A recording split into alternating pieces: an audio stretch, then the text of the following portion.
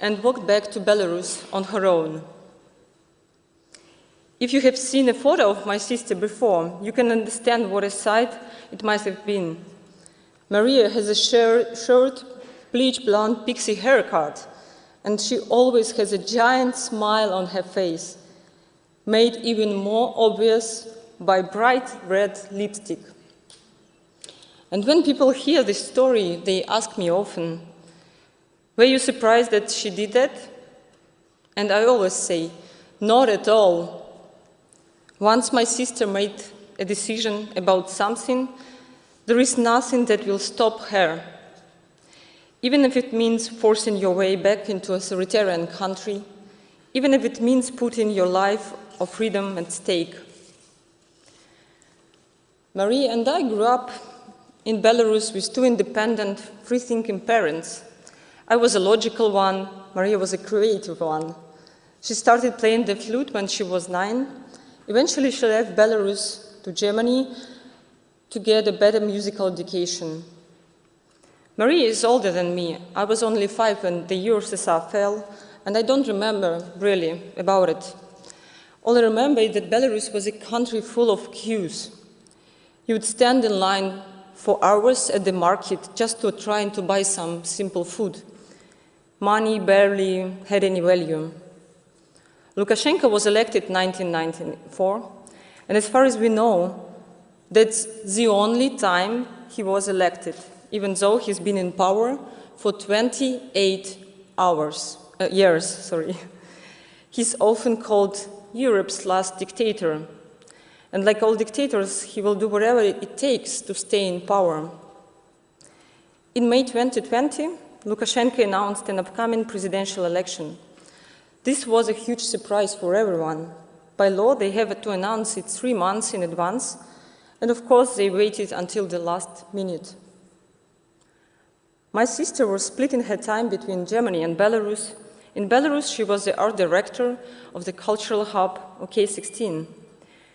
It was there that she met Viktor Babaryka, a philanthropist and the head of one of Belarus' largest banks, Belgazprom Bank. When Viktor announced that he would run in opposition to Lukashenko, Maria joined this campaign. She supported him immediately. She didn't think a minute about whether to do it or not, because they were already friends, and they worked together.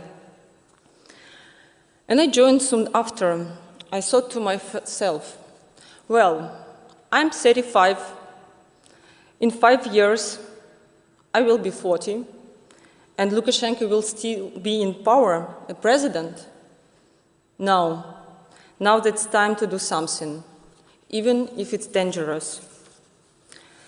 So we posted a Google form online inviting people to sign up for Viktor's team. On that first day, 500 people applied. Then just in a week, 10,000 people. The campaign was so exciting that I almost forgot about the danger. Everyone was so creative, so smart, so clever.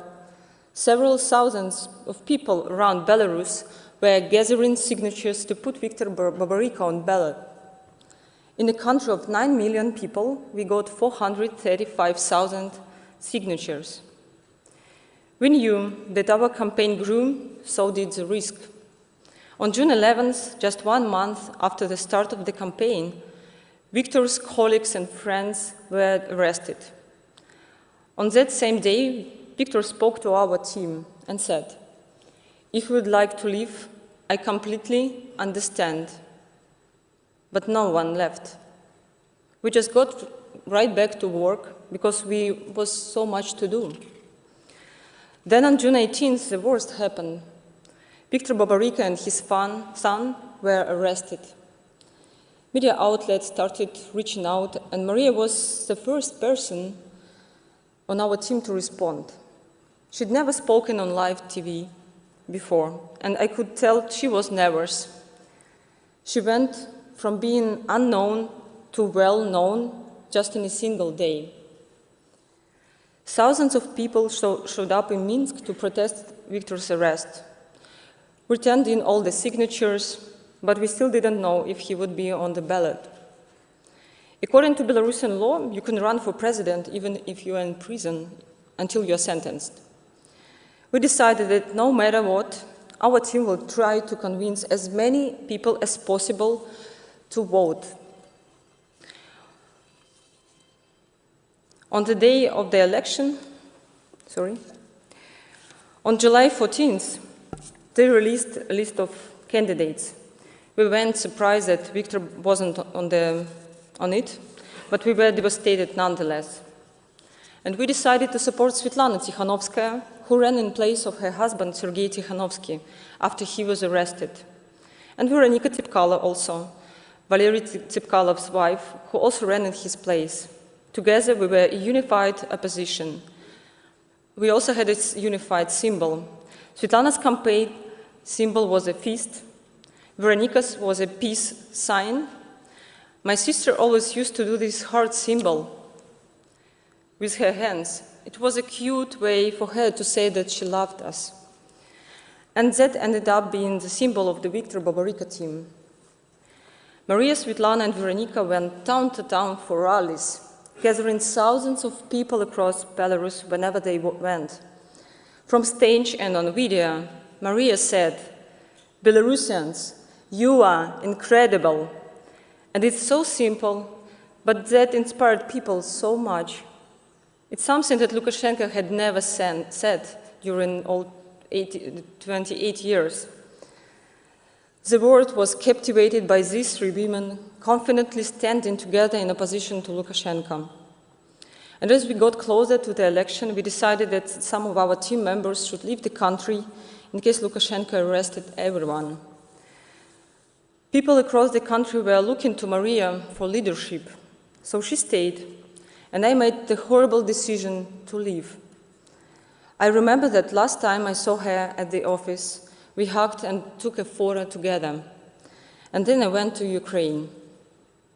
On the day of election, Lukashenko declared himself the winner, even though it was abundantly clear that Svetlana Tikhanovskaya had won.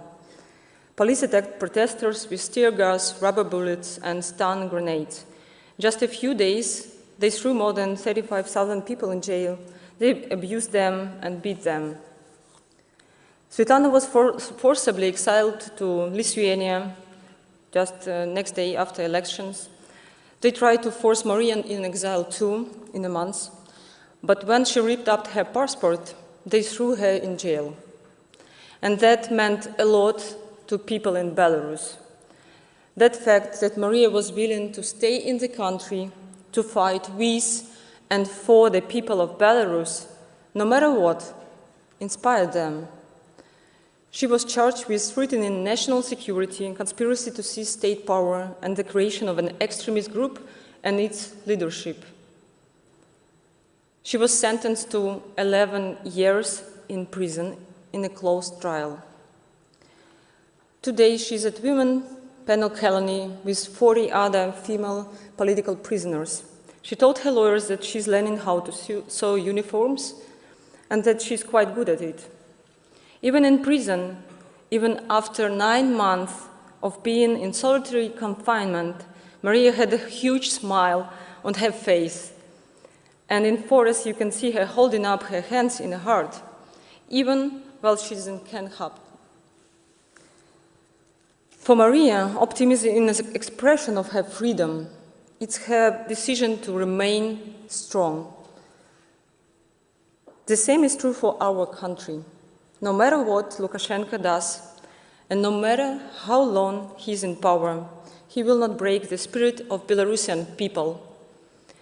We are already winning this fight against his dictatorship. As Maria said, we have changed, and it's forever. Thank you.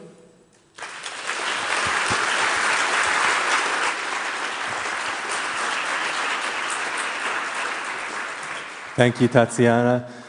And we know that the truth, the results of the election, and the voice of your sister and the people of Belarus will always prevail. And so I'd like to lastly introduce Mariam Clarin, who's campaigning to free her mother in Iran, a women's rights advocate and German-Iranian national Nahid Tagavi. Thank you very much for having me. I'm very honored to be here. The last time I stepped foot in Iran, I was 2 years old. My mother decided that it's not a good place to raise a daughter, so we moved to Germany. And she was right. Only a few years later, the Islamic Republic of Iran murdered thousands of men, women, children, all political prisoners, and dumped their bodies in mass graves. But my mother never stopped caring about Iranian people and Iran.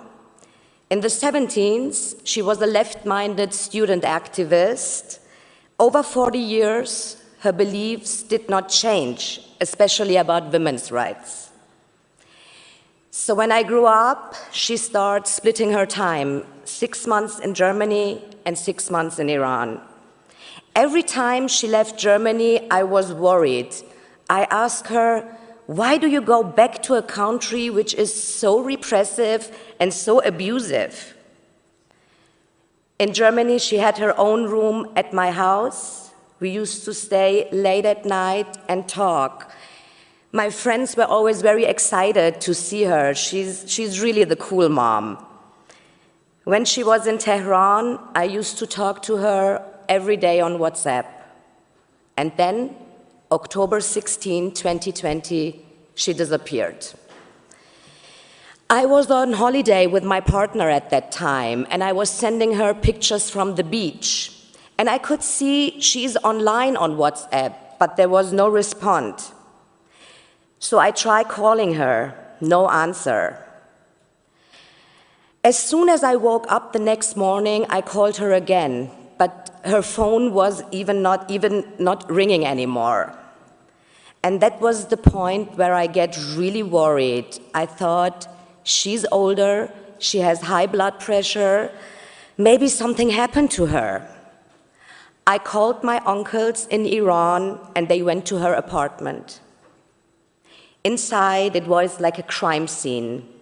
Carpet ripped from the floorboards, pillows ripped open, books scattered everywhere. So they went to the prosecutor's office of the notorious Evin prison, and they asked, we are the brothers of Nahi Tagavi. Did you arrest her? And the authorities said, Nahi Tagavi is here. She is in solitary confinement, and it's a national security case. That was the point where I realized my mother is a political prisoner of the Islamic Republic of Iran. That was Sunday. On Monday morning, 9 a.m., I called the International Society for Human Rights in Germany. The spokesperson said to me, I need you to remain calm. I need you to sit down. This is going to be a marathon. The German government will say they have no leverage, but that's not true. We need to turn up the volume as loud as we can. Your mother needs to be in media every single day. So I called my friend, who's a social media manager, and we spent 48 hours together in my home office, researching about Iran, about Evin prison, creating content, and started posting on Instagram, Twitter, and Facebook. On Friday, we issued the first press release. On Saturday, I did my first interviews on live TV. 12 days later, my uncle got a call from Evin prison. It's me, I'm here, click. That was all she said, and we wouldn't hear from her again for 33 days. But we started to piece together from witnesses of people who were brave enough to tell us what was happening. On October 16, my mother was taking a walk back to her apartment when a van pulled up next to her. 12 men from the intelligence wing of the Islamic Revolutionary Guard Corps grabbed her, put a gun at her temple, and said, if you are going to scream, we are going to kill you and tell everybody you are a member of ISIS. They blindfolded her, they kidnapped her, and brought her back to her apartment. They took away her laptop, her German passport, her smartphone, and other personal belongings. They were shocked to see the library of books. Did you read all of them, they asked, because they have to take the books with them as evidence. She had books on history, on the collapse of USSR, on philosophy, religion, and current affairs. My mom has always been an intellectual and a free thinker. But today, Iran is like George Orwell's 1984. Thinking is forbidden, and talking about your thoughts is a crime. On her first day in prison, she asked the interrogators, "I want to see a lawyer." They laughed at her. "People like you are not going to see a lawyer, not until you're sitting inside a courtroom." 4.5 months after her arrest, she received her charges. Managing an illegal group with the aim to disrupt national security and propaganda against the state. She was part of a group case, 6 people arrested at the same time. But she only knew 4 of them. She was just like, how can I manage an illegal group when I even don't know the people of the group? The 4 Iranian detainees were released on bail, while my mother and another dual national from Britain, Mehran Raouf, a labor rights activist, were held in solitary confinement. They are just political pawns, just waiting for the German and British government to do something about it.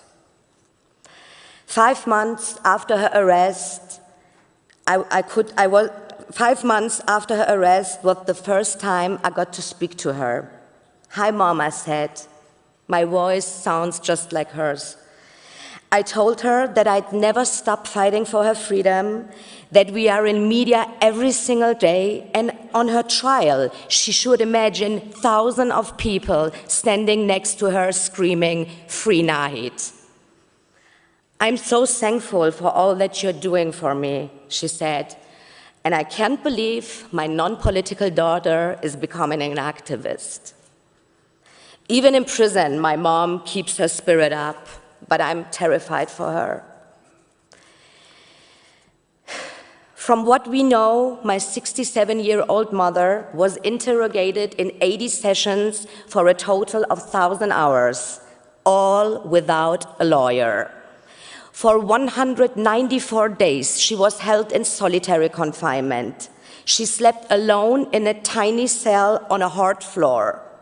The first time my mom met her lawyer was at her trial. It was a sham. The verdict was already written. But my mom never backed down.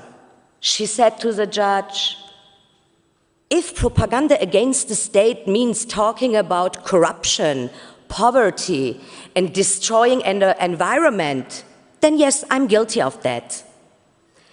She was sentenced to 10 years and 8 months in prison. Today, the prisons of the Islamic Republic of Iran are full of people like my mother. Lawyers, poets, filmmakers, environmentalists, human rights defenders. They have dared to speak the truth, to stand up to injustice, to have opinions that challenge those in charge. These people deserve awards, not to be behind bars. People used to ask me if I'm going to stop campaigning when my mom is released.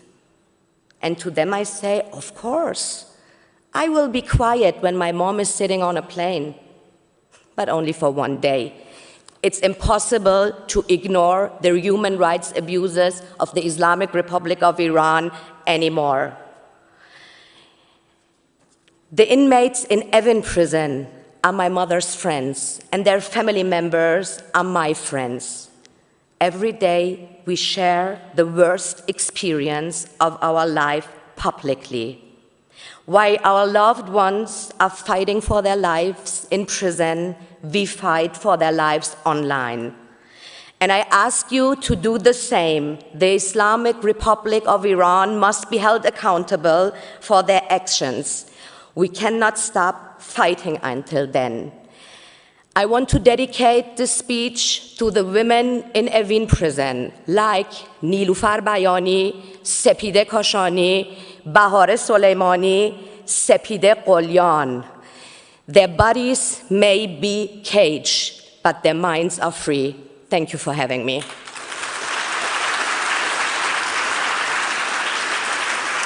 Thank you so much, Mariam. And thank you to all our panelists for your testimonies, for showing us the power and potential of the human spirit, and for moving all of us to take action and join your causes until your loved ones are free.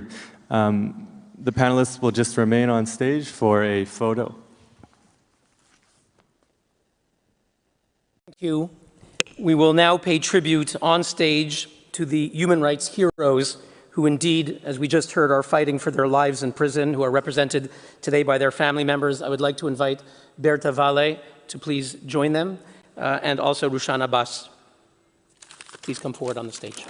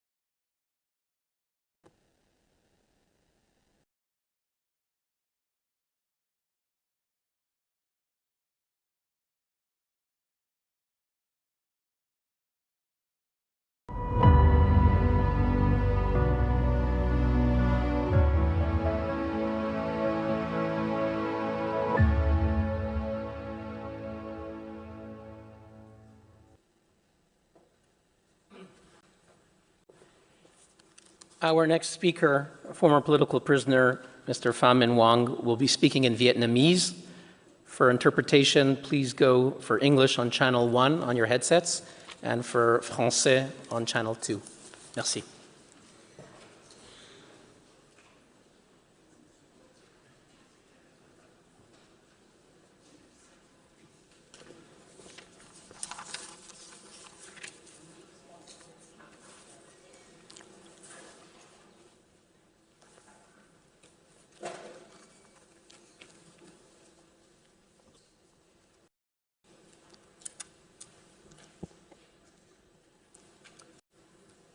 Kính thưa quý vị, Ladies and gentlemen,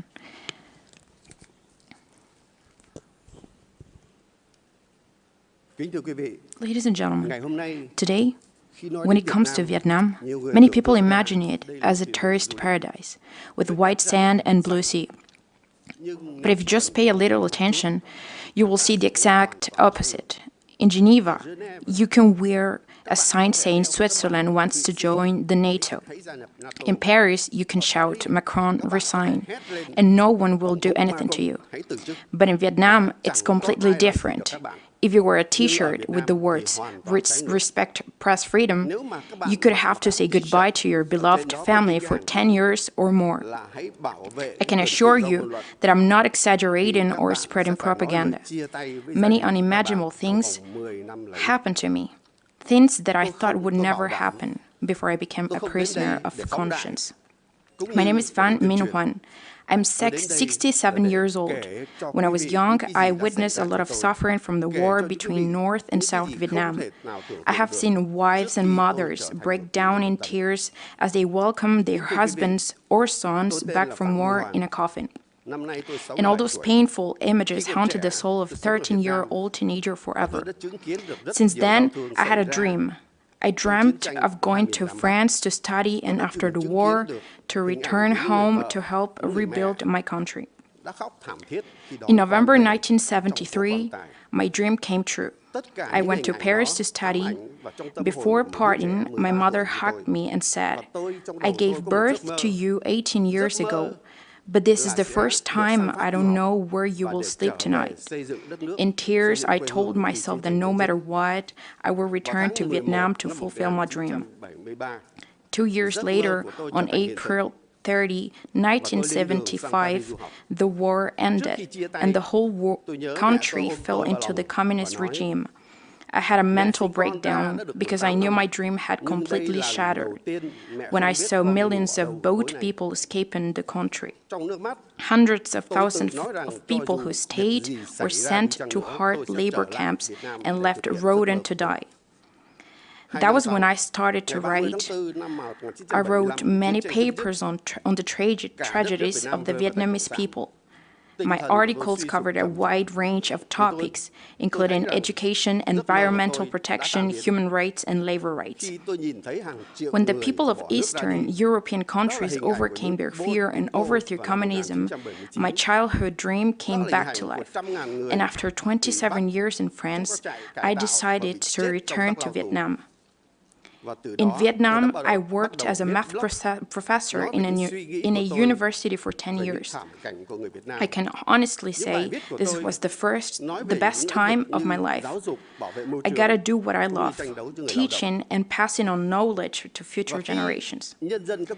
However, life did not turn out the way I expected. The police began to monitor me when they learned that I kept in contact with members of Viet Thanh, a pro-democracy group that advocates building a free and democratic Vietnam by peaceful means.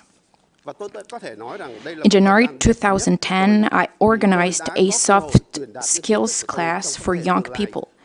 These are important skills for new graduates. They include public speaking, team building, conflict solving. All of this knowledge is extremely useful, but it's not taught in universities in Vietnam. When the police learned about my soft skills class, they arrested me in August 2010. When I was arrested, I was very worried for myself and my family.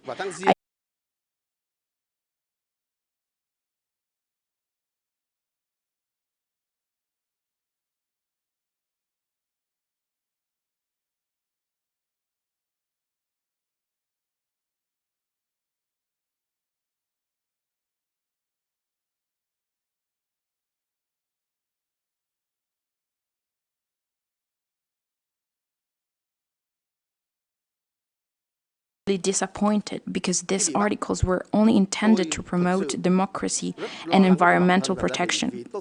There was absolutely nothing about subverting the government. Nevertheless, the police still accused me of not telling the whole truth. They went to the university and tried to pressure my students to sign a petition accusing me of discussing politics and recruiting people for Vietnam. However, the majority of my students refused. They said frankly, if our teacher is guilty, let the law judge him, but we cannot denounce what he did not. I would like to add, according to Vietnamese law, for crimes of political nature, prisoners do not have the right to see a lawyer before the investigation ends. And so it was only a few days before the trial that I got to see my lawyer. I thought this meeting would just be my lawyer, but when I walked in the room to see my lawyer, I was shocked to see there were several political security officers present. All conversations were videotaped and recorded. When the Consul General France protested, the police said that it was for the protection of my health. On the day of the trial, all the important and key questions from my lawyer were met with silence from the prosecutor as well as the judge. I was sentenced to 3 years in prison and 3 years of house arrest. I then appealed the sentence, and under pressure from the international community, the sentence was reduced to 17 months and 3 years of house arrest. After completing my prison term, I went home and had to continue 3 years of house arrest. This basically means that whenever I leave the house, I must ask for permission. 3 years of house arrest ended, but my life still did not return to normal. Political security police in plain clothes often stood guard outside my house. Once they disguised themselves as dogs, holding knives to prevent us from going out. In mid-2016, I and a number of young people organized a seminar to discuss the United Nations Charter on Human Rights and the Constitution of Vietnam. However, only 15 minutes into the meeting, the police rushed in and arrested all of us.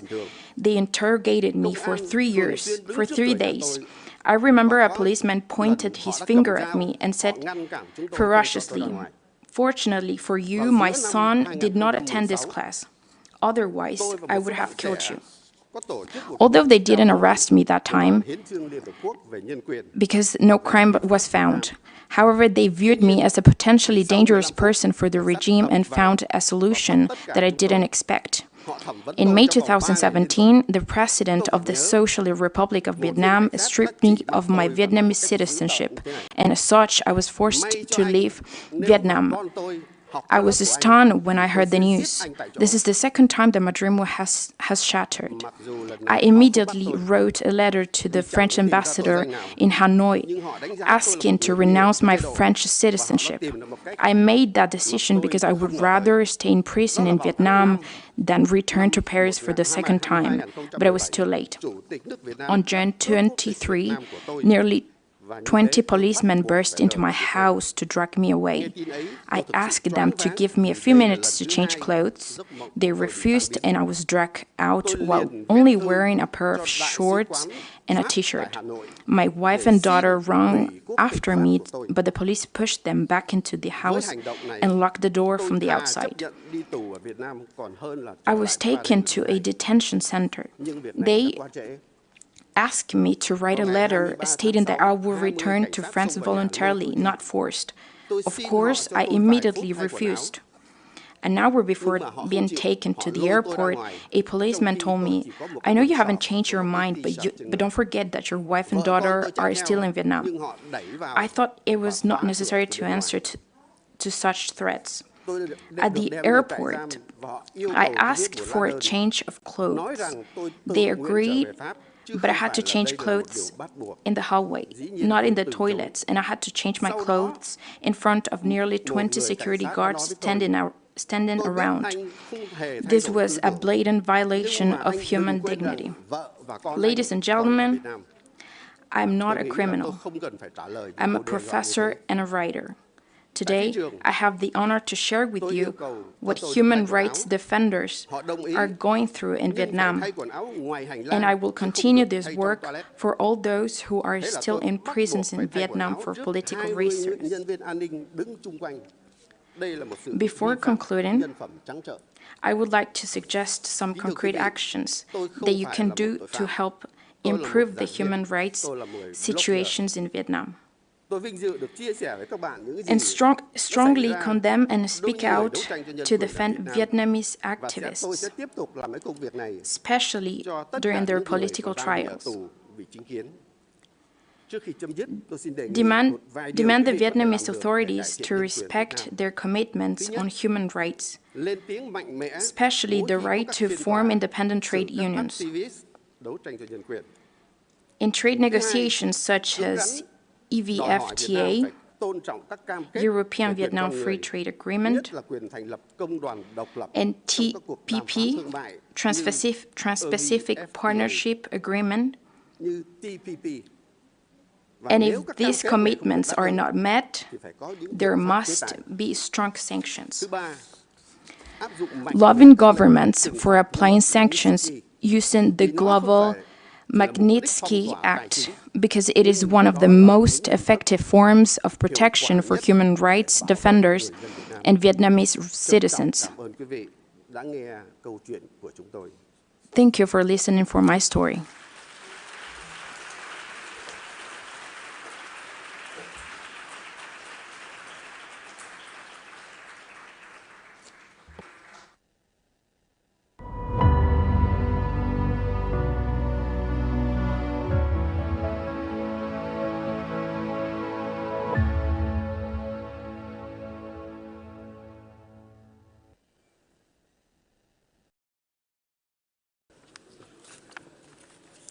Good afternoon.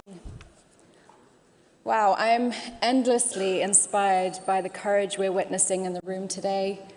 And speaking of courage, I'm honored to be here today at the 2022 Geneva Summit for Human Rights and Democracy to present the International Women's Rights Award. This year, the 25 human rights groups that co-sponsor the Geneva Summit have chosen to recognize the extraordinary accomplishments of Zarifa Ghaffari. In 2018, after successfully creating a women-focused radio station, Ms. Ghaffari, at age 26, was appointed mayor of Maidan Shahr, becoming one of the only female mayors in Afghan history and the youngest. All of this, however, in a province where support for the Taliban is widespread. When the new mayor showed up to start work, she was mobbed by angry men, armed with stones and sticks. She was forced to flee, whisked away by Afghan security forces. Yet despite death threats, Ms. Ghaffari came back, defying her fundamentalist critics and their narrative that a woman is unfit to lead. She then withstood a walkout by all of the male members of her office. In the face of this adversity, she demonstrated ability and courage in tackling her town's problems. She soon started implementing public works projects such as road repairs and successfully launched a Clean City, Green City campaign. She took to the streets with free rubbish bags and reduced littering. In a March 2021 interview, Ms. Ghaffari said, "When I started my job, people would not accept a woman as a leader. They were ignoring me, laughing at me, and making challenges for me.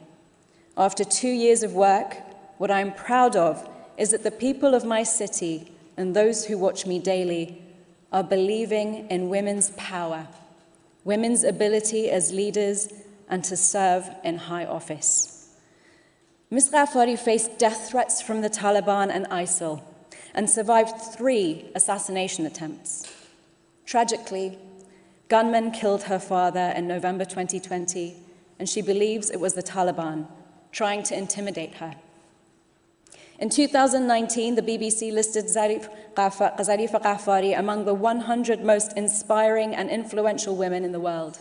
In 2020, she was named by the US State Department as an International Woman of Courage. Indeed, Ms. Ghaffari's courage has inspired girls and women in her community and across the country as a trailblazer and door opener for a new generation of young women. she helped empower the women of Afghanistan. She stands for the principle that women belong in the public square in Afghanistan and in every other country around the world. When the Taliban took over the country in August, Zarifah was forced to flee with her husband, mother, and 5 sisters. Via Islamabad and Istanbul, she reached Germany, where she received asylum, and from where she now fights for human rights in Afghanistan and around the world. On behalf of the Geneva Summit for Human Rights and Democracy, I am proud to present the 2022 Women's Rights Award to Zarifah Ghaffari. Ms. Ghaffari, please come forward to receive the award.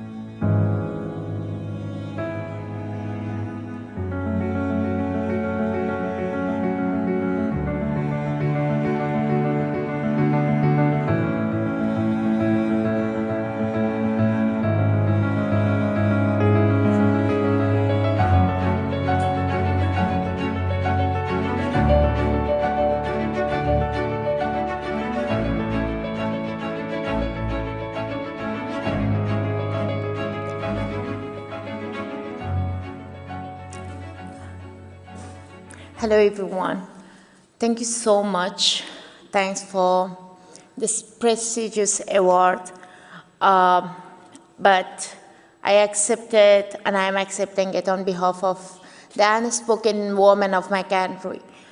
The women which saw their bodies being born, died, abandoned, and now they are seeing their daughters, and they see themselves not able to at least enjoy their primary rights to education in my country. Afghanistan is the only one country around the globe where women or girls are not able to go to school.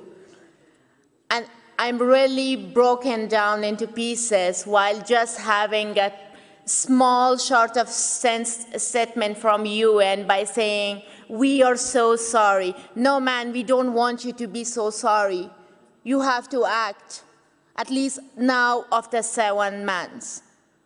And I'm so happy I'm receiving these awards and platforms, at least now after bringing the same previous terrorists and women rights abusers, government of Taliban back to power by international community in my country. But thank you for those who recognize our efforts. Thanks for all those who believes on us. And finally, after receiving an award previously, every time, at least especially when my dad was alive, I was so happy by going home, because the moment I was receiving the award, my dad was calling me and telling me he's so proud of me and he's waiting home for me. If nothing else, maybe my choice and my favorite dinner is ready, so we can eat it all together. But this time, since long time, I don't have that dad calling me, and at the same time, it's more broken and heartbroken that I can't take this award to my home and where I belong to. I request everyone to please put all your efforts and raise your voices and hands in support to stop extremism, stop war, stop horrifying activities around the globe and stop all those terrorist activities which are somehow being funded by those countries which are named by human rights defenders countries. Please stop producing weapons. Please stop trading by women, by men, and by political activities which causes human beings' lives. Thank you so much.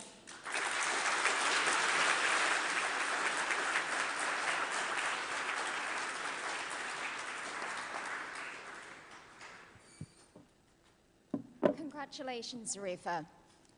So I want to ask you, you served as Afghanistan's youngest female mayor, but what made you run for mayor in the first place? Thank you so much. Actually, first of all, I think if you believe yourself, if you believe you're doing right, doesn't matter what and how, you will definitely follow your path. Secondly, it's about, you know your work will make changes, and you believe that it's something that the people will definitely defend it and want it. And especially in my country, I believe that the people of my country are really terrified by men's leadership. So I thought they need women leaders to prove them that they can be changed, they can change so many things if they have the opportunity. So I want to clear up a little bit of confusion here. It's widely reported that you were 26 when you became mayor, becoming the youngest, but actually you were 24, right? Yeah, actually I'm born of 1994, 25 September 1994, but due to the Afghanistan's educational law and procedures, you have to be at least 17 to go to university entrance exam. But I was 15 when I graduated from school, so I had to have my national ID card by 17 years old, because in countries, in most of Asian countries, and countries like Afghanistan, you don't need to have a birth certificate exactly, like you can have a date and have your national ID card. So I did like that, and I was 24 when I got appointed, and I am right now 27, and but it feels great, when people think I'm 30, I have something in my heart that, no man, I'm 28. Well, you were even younger than most people thought you were, which is even more admirable. But, so you're 24 years old, and you turn up, you want to go to work. It took you 10 months before you were actually able to take up your appointment as mayor. And we heard how there were locals who were protesting, throwing stones at you, trying to kill you. And you're 24 years old. Weren't you scared? Actually, we have a normal saying in our language, like kind of phrase, that if you are turning round around a big problem and you are just witnessing it from so far away and not hugging it, then that really hurts you. But if you hug it, then that's something that you are able to control it somehow.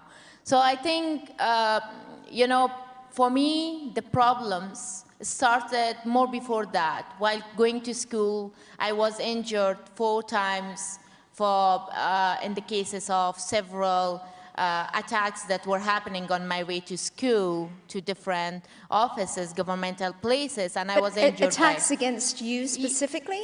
No, not me, but it was like public attacks and stuff happening, but I was injured. So for me, it was like not new.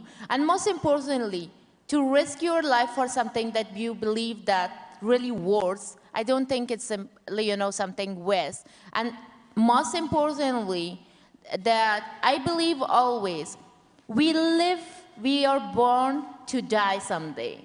It's the fact of their life and the reality of the world and the life is. But it's more better to die in a battlefield for exact human causes, for human causes, for the world perfect causes, than dying in a bed in a hospital. I always believe on that. But at the same time, living for a cause always makes you champion. But dying for a cause will make you part of memory and history. I don't want to be part of memory and history for a long time. I'm not trying to be so selfish. But yeah, I want to make people believe on their powers and see if they try, they can definitely do. So taking this risk was like something that I thought it's needed. You know, we need to show something different. And indeed you did. You took up your appointment despite the intimidation, you turned up and you served as mayor for 2.5 years. What are some of your proudest achievements of your time as mayor? Actually, on 26th February, just a few days ago, a month ago, I was back home to Kabul after fleeing on August. Going there, I went to a far-from village. And there I had a meeting with the elders of this village. And these men, the elders, were waiting 2-3 days for meeting me in that village. While I believe these men were never sitting with their wives and mothers and daughters to talk to them, but they were waiting for me to talk to me. When I went and sat with them and started talking to them, they were asking me to help them for building a school building, high school building for girls in their village. And it was seriously amazing for me that one of them were telling me that we want our daughters as well to become like you so she can help her family and the rest her villagers. So I think this was what I want. I think this is the achievement. I believe this is the achievement. Secondly, to exactly make changes in the mentality of those people who I was working in municipality office. For starting, they were abandoning me and rejecting recognizing me. But later on, they were the one, the day I left my office at 9 June 2021, I left the municipality office. Trust me, people were crying.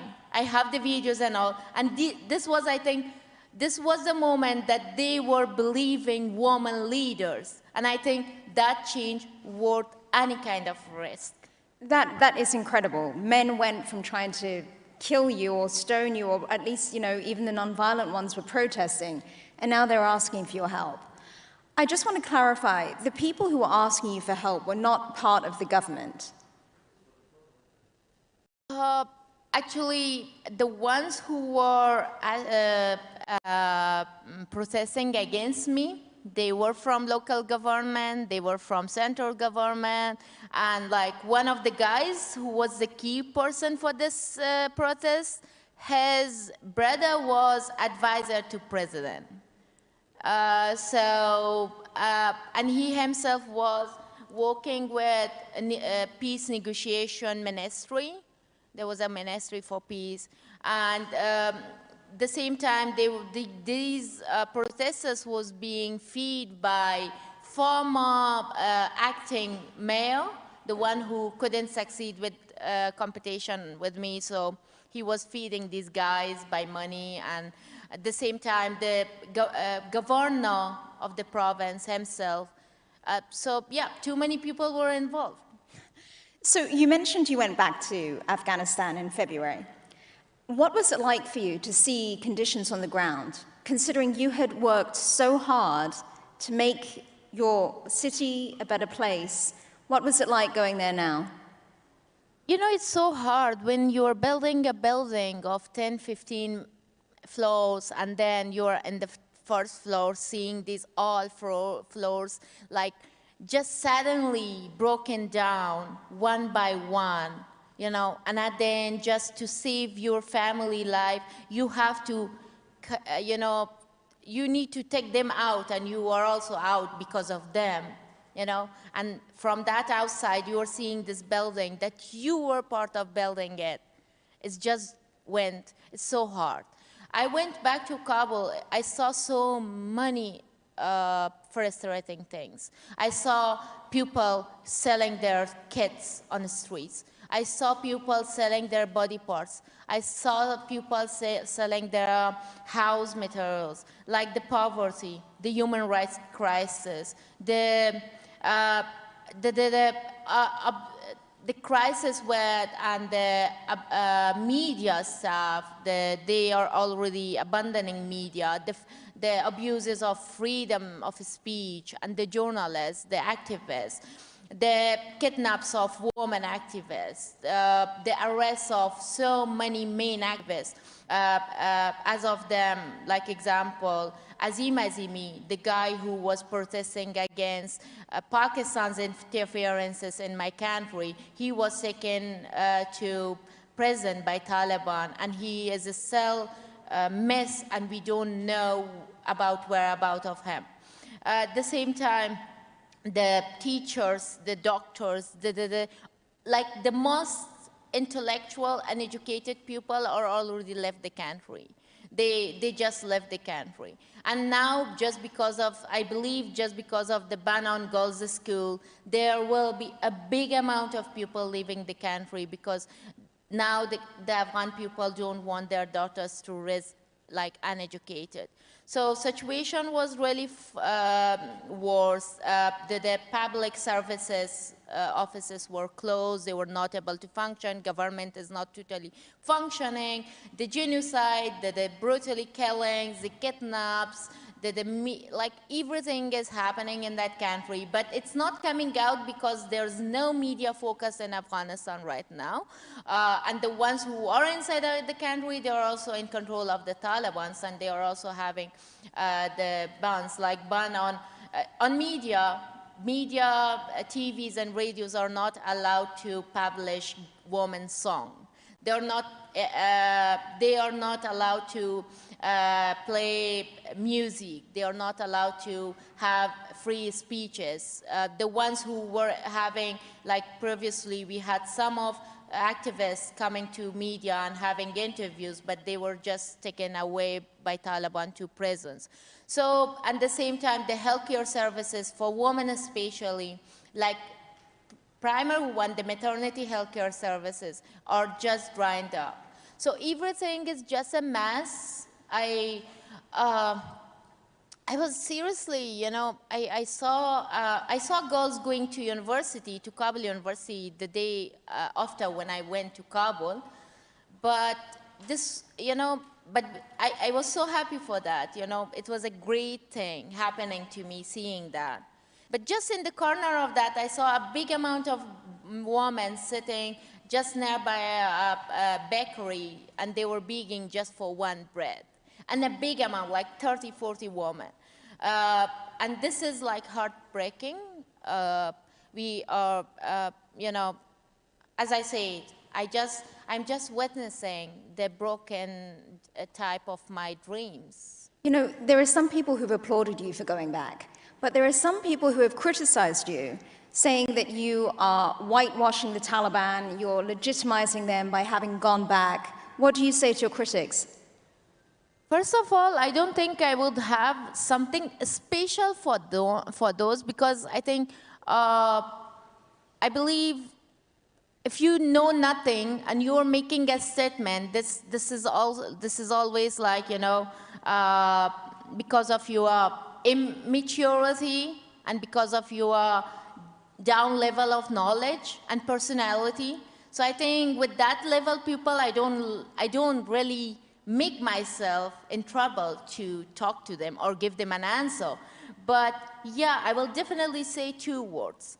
First, the ones who are criticizing my life, my personality, the attacks on me, the attacks on my dad, and all the murder of my dad and everything around my life, please wear my shoes and walk my way, just for one day. If you do, if you dare, I would definitely answer all your words. Secondly, my life, it was not easy. I risked my life, and I'm not sure anyone is ready to do it that way I did, you know? But I went there, I worked so well, the news is out, there is like, I always say, if anyone is having the proof of me making deal with Taliban or whitewashing the Taliban, okay, come forward. I'm so brave than so many men of my country. I will definitely take, make myself to be accountable for you. But if not like that, I'm definitely sure.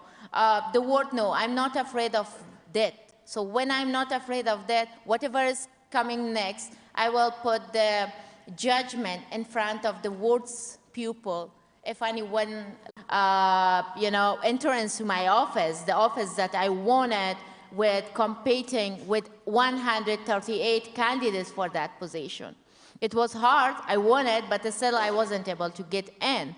So, so it means that I never went for any especially governmental system. I worked as a mayor previously in government to serve my people and to be the voice of my people, especially to prove women's power and leadership. And if, right now also, if the people of my country, next time, whenever we have a legitimate, properly, equally, well-qualified, and a well-settled government in Afghanistan. And then the people of my country, in particular women, wants me to be their voices inside the government. Why not? I would love to do it. But right now, I have nothing in my mind for that, because I think I just need some time to at least get free and relieved with the horrors that happened to me by working inside the government, especially the loss of my dad. I think I need a bit longer time to come over this pain and then once again get ready for that at all. But it's not like you're stopping work. You still have a humanitarian foundation that you're using, and you're actually using this now to help women in your country. Tell people a little bit about what you're doing there. During my master's degree education in India, I just founded in 2014 an organization in Afghanistan. That organization called Assistance and Promotion for Afghan Women Organization, where the focus goal is education, self-empowerment, and newly we added the healthcare services as well within this. So after founding this organization, I had some staff by my own, and then I went to governmental offices, and then I couldn't follow up with the organization. The day I fled from Afghanistan on 22nd August, I really reached Germany. It was the first ever thing on my mind to start back this organization, because I thought this is the most important thing that I can do. We worked so hard, and within 2 months, we could start our first ever center for women in Kabul, in the capital of Afghanistan, where we are delivering free educational and vocational training for women, for 60 women in a time, and at the same time, within this vocational trainings, we have 2 classes of tailoring and handicrafts trainings that altogether there are 90 girls or women studying in these classes. And we have a free maternity healthcare services center where we are delivering free maternity healthcare services from medicine to laboratory checkup, ultrasound, doctor checkups, and everything for free. And I'm so happy that within the first 2 months, we could treat more than 800 needy women on this free maternity health care center. I did this by the money or the donations comes for these activities. First, I did it with a crowdfunding under my name, under my own name. I started a crowdfunding. And that was also not going the way I wanted it, but still it helped me. And then some of my cash prizes. And finally, I sold out some of my gold jewelries. And yeah, this center is now the 5th month of the center working in Kabul, and we are planning to develop its activities to too many other places of the country, other provinces of the country, because we believe most, whenever we are talking about nowadays educational stuff in Afghanistan for women, mostly people are talking about online education, but online education is not working in my country. It's not exactly working because people who are not able to buy pen and paper or notebook, they are not able to buy internet packages, mobiles, laptops, or maybe whatever else to have that online classes. So the only best way is to provide them these classes of educational classes, vocational classes, inside their own societies, by their own people, in support of their own community. So this is what we are doing in Kabul, and this is also why I started, because after being in Germany, I started learning and researching about situation. Then I realized that most important thing to a woman is education, health, and money. If you're a self-financed woman, then you have all your rights guaranteed. If you are educated, then you have everything already knowing about what you want. And then finally, if you are fine, your health is okay, you have your health facilities and services in your reach, then definitely you are a proper human being to fight for anything around you. So we started these centers now, and at the same time we are providing 8 packages of food packages to widow women, and most focus of my life is widow women because I am a daughter of a widow, my mom is, but my mom had me at least as a elder daughter to take care of the rest sibling and my mom.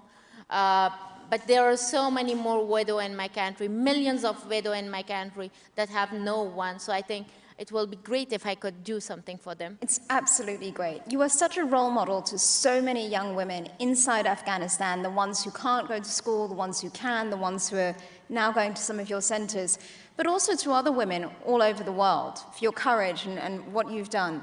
What is your message to all of those young girls who are looking up to you and looking to you for some direction today?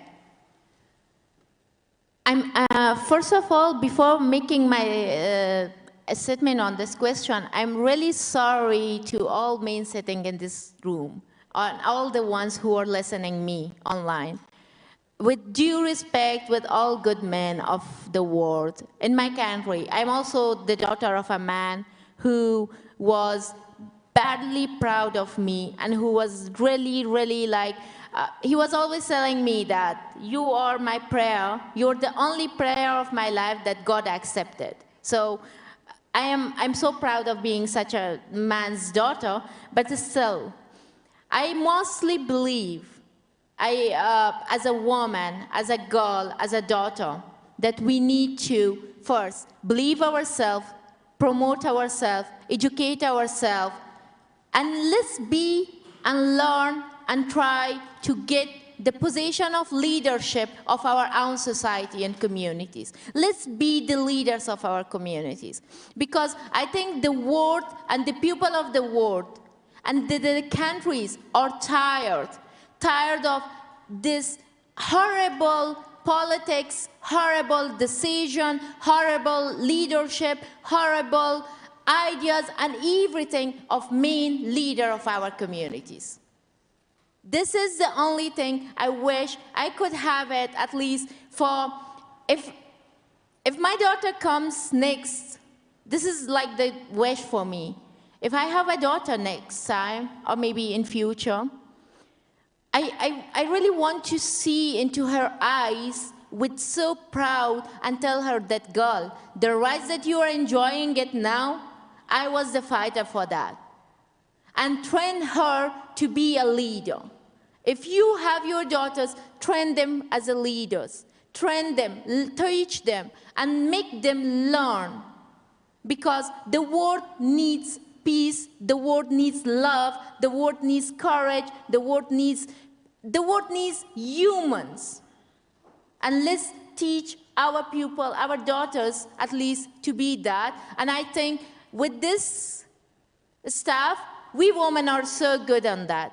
because we women were not terrorists. We women were not part of destroying the world. We women, at least in my country, women are not Taliban, women are not Daesh, women are not Mujahideen, women did nothing to that country. And there are so many more examples around the world. So let's be the leaders of your countries, your communities, and take the lead before humanity dies and humanity feel ashamed of us as a human being. Do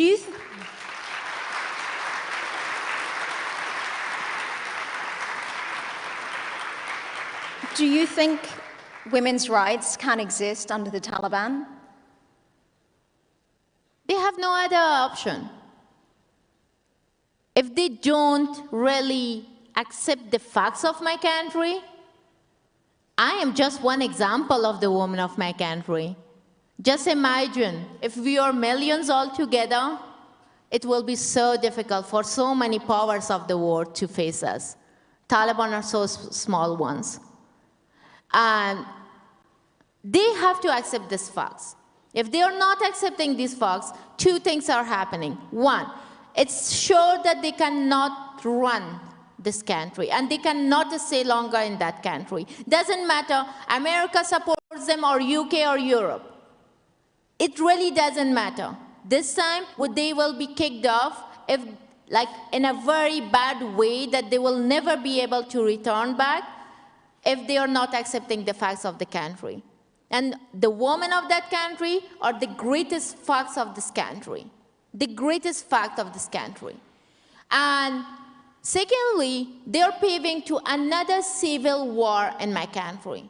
But we women, I think there are so many more Zarifas, million Zarifas in my country who are terrified with the death of their beloved ones, who are still not able to forget the feel, the pain, the shout, the cries of their sibling, their moms, their loved ones. When my dad died, when they murdered my dad, I was in office, and it was like about 15 days I wasn't able, because of security staff, coming home. And then when I was on my way coming home, I received this call that they shot my dad. And I called my mom, is he alive? And the only thing was, no, he is not. And do you know, going to hospital, I wanted to go and hug him so tight. Doesn't matter he's alive or not. But I wasn't able to do that because I just got that if I'm doing that, then no one is here to take care of my mom and my sibling.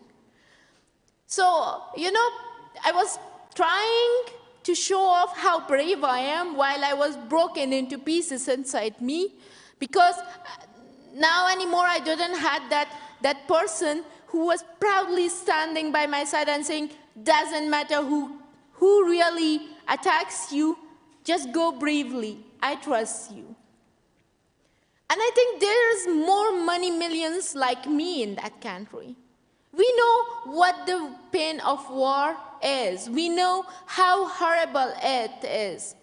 And then by knowing that, I think we are not allowing another one in my country.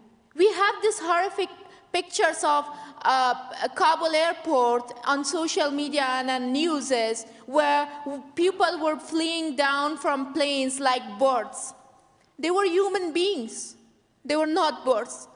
We had this river, a small river in front of the airport gate, which was full of blood, and the photos are still in social and in Google and everywhere. The river of blood, we were listening and hearing and reading it on books and stories, but I saw it in my country in 2021. It's horrible. We know what exactly is this horrific terror, war, a stupid decision of stupid leaders of the world.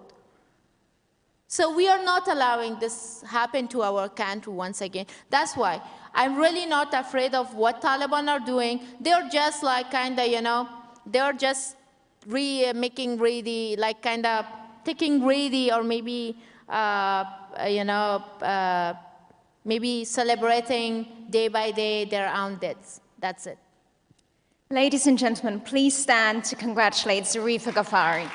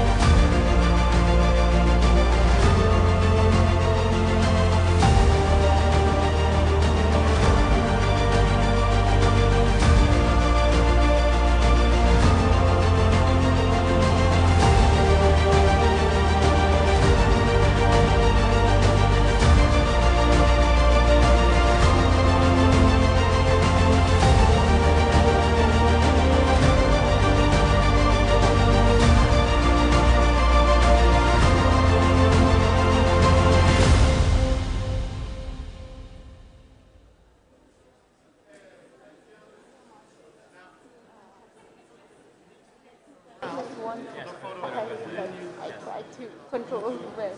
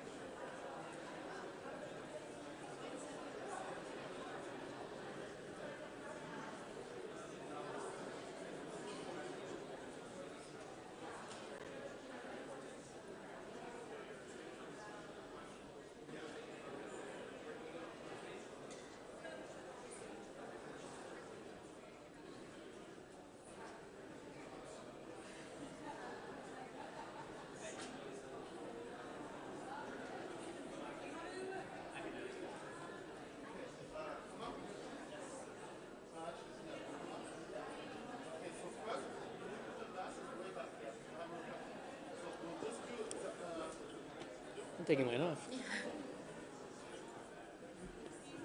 So Hillel, you'll come in. We'll just do her first. Okay? Yeah. Angle, yeah, you show it like this, about. Okay. And you look always into the lens, okay? Yeah.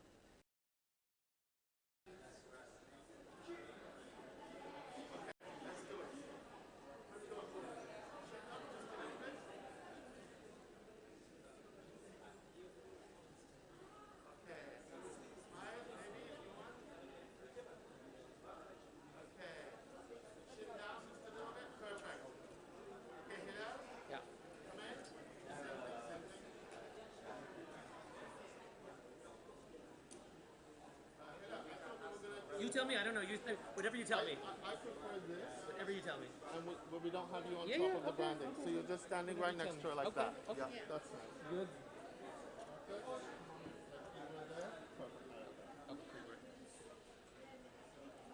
Should I turn my face? Don't. Okay. No, it's fine.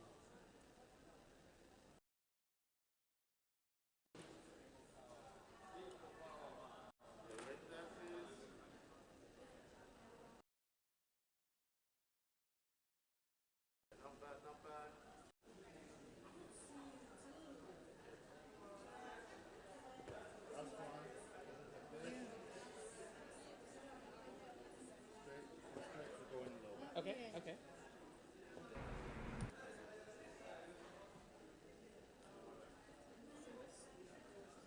Okay, let's go.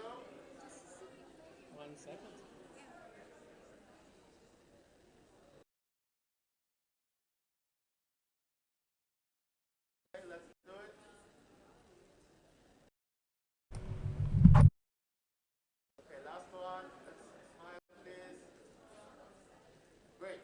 Thank you. You're welcome. We did the one of you alone, right? Thank you so much.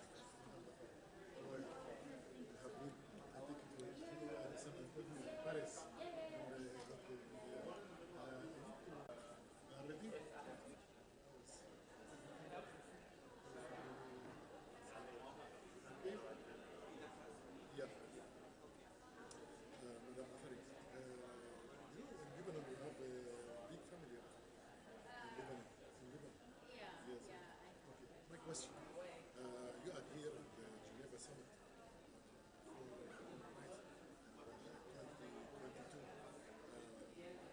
The message now, we have the war in Ukraine, Afghanistan, many problems also the lady. And what's your message for the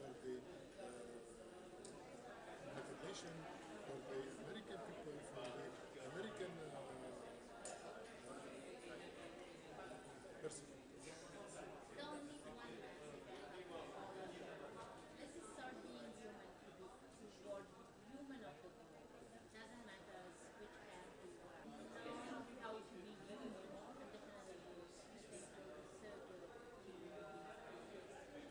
What about the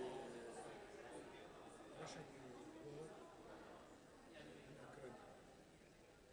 It's terrible, it's horrifying, we share the pain because we share the pain of Ukrainian people as an Afghan citizens because we also have been the victims of these powers gains for decades. So we know how terrible it is and we share that. But yeah, to the world, as an Afghan activist, I feel terrible by seeing how discriminated they have been, acting to my people and toward the lives of my people. Our blood is not different than Ukrainian.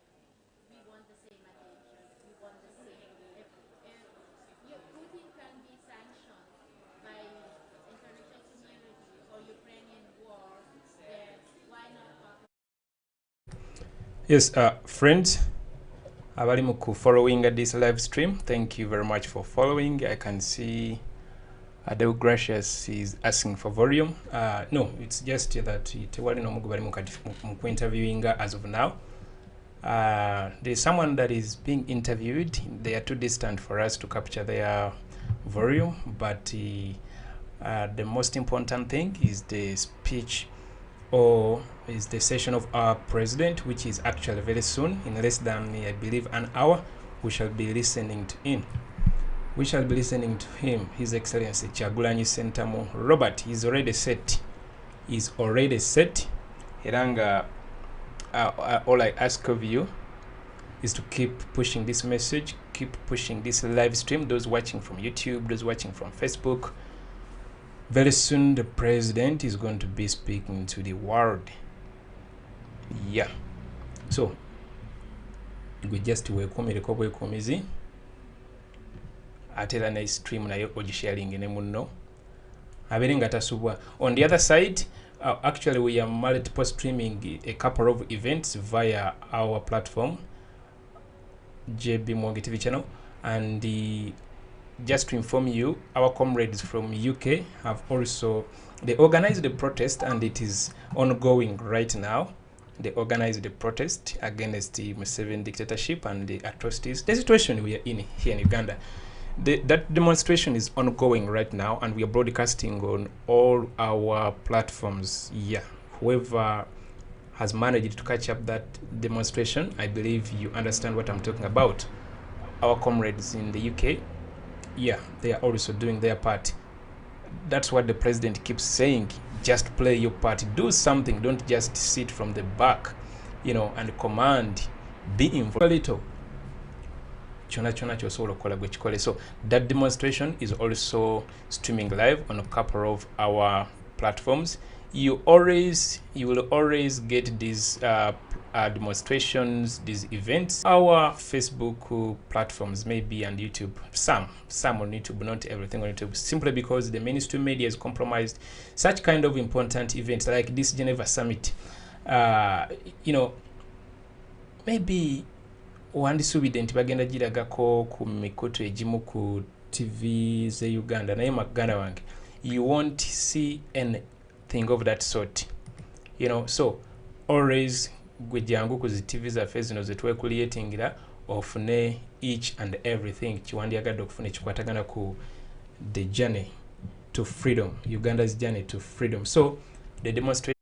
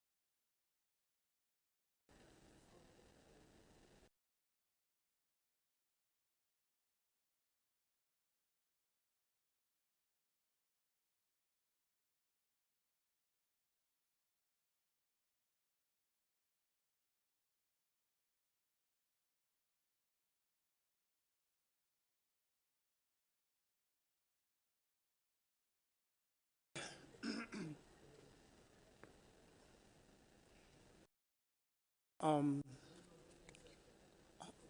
is, come here. Ladies and gentlemen, this is Professor Lojani Senkunku, first Doctor of Philosophy, National Petroleum Energy.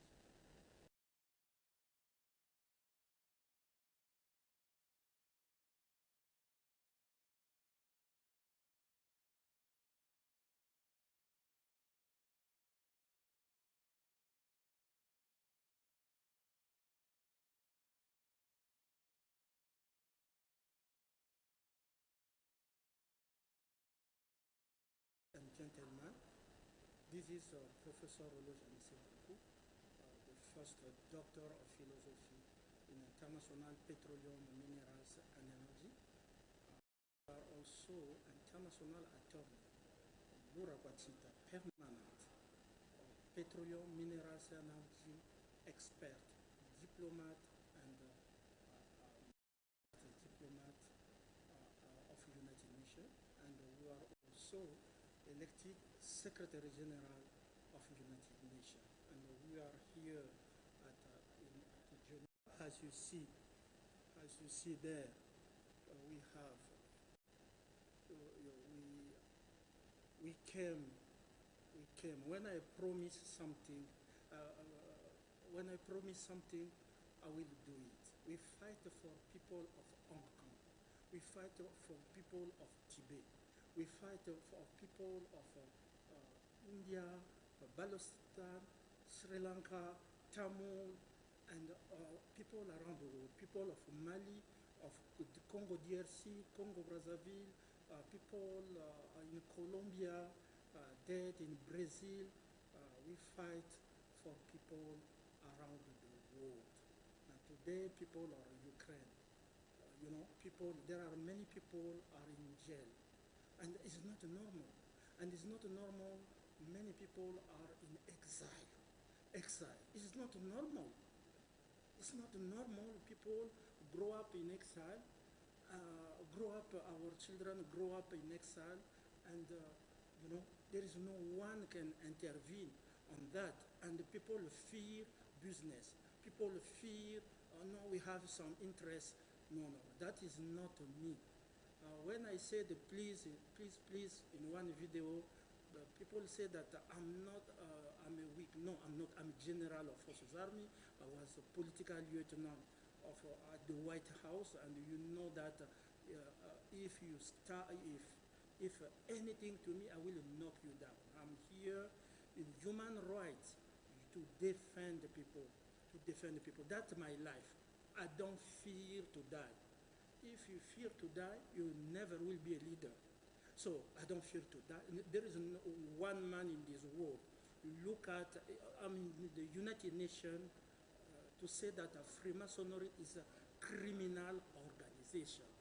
Unfortunately, all speaker, attendee, they are not saying that Freemasonry also is killing people, jailing women, raping women, and jailing president, killing president, killing civil society. Freemasonry is a danger for the world. La franc-maçonnerie est un danger pour les droits humains.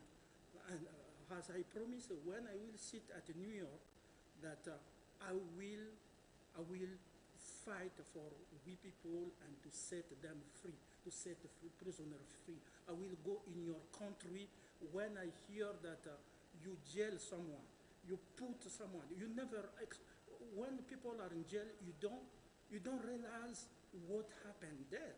There are abuse there. There are, many things there.